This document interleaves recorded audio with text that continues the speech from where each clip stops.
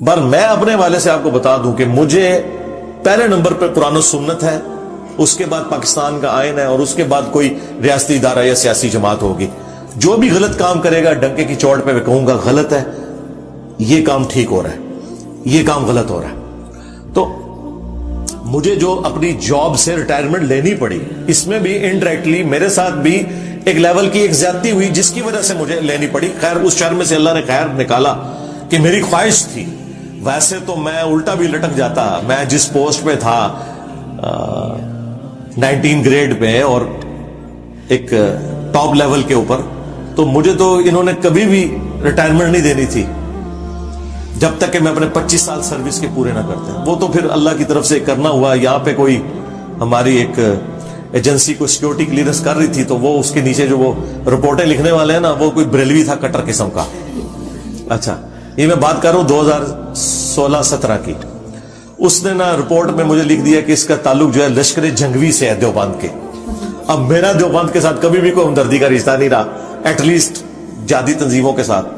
خیر وہ ہماری جب آفس میں وہ پہنچی تو فوجی آپ کو پتہ کانوں کے کچے ہوتے ہیں، انہوں نے فوراً کہا جی آپ ریٹائرمنٹ لے لیں.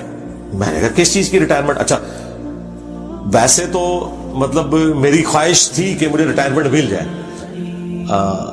میں نے جتنا بھی دین کا کام بڑے لیول پہ جتنا کیا وہ اپنی جاب کے دوران کیا. یہ ذہن میں رکھیے گا. 2008 میں میری ریکارڈنگ شروع ہوئی ہے اور یہ میں 2017 کی بات کر رہا ہوں. 9 سال تک، جبکہ آلموسٹ ہمارے سارے میجر لیکچرز ریکارڈ ہو چکے تھے. تو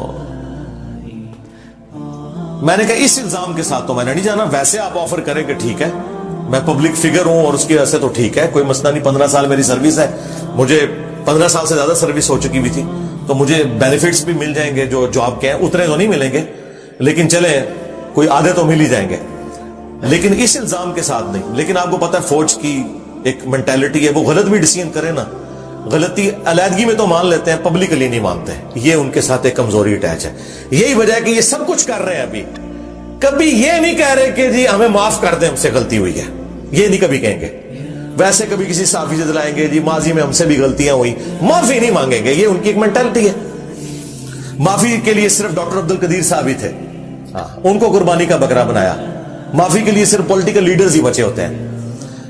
یہ میں ساری باتیں آپ کو اس لیے بتا رہا ہوں کہ میرے بارے میں میرے جینز کے اندر موجود ہے کہ یہ اپنے مخالفین کے ساتھ کیا کرتے ہیں. لہٰذا میرے بارے میں تو آپ بھول جائیں، جس طرح آپ یہ بھول جائیں نا کہ میں توحید کے معاملے میں بالکل ننگی تلوار ہوں. اس معاملے میں بھی میں بالکل ننگی تلوار ہوں. مجھے پتا ہے کہ یہ کیا کرتے ہیں. ہمیں کوئی پی ٹی آئی والا یا نون لیگ والا جو ہے نا وہ آئین کا درس نہ دے اور یا ہمیں وہ اینٹی اسٹیبلشمنٹ بیانیہ نہ بتائے. ہمیں آپ سے زیادہ پتا ہے، ٹھیک ہے.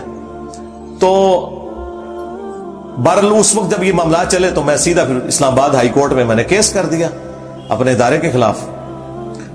اور جسٹس شوکت صدیقی صاحب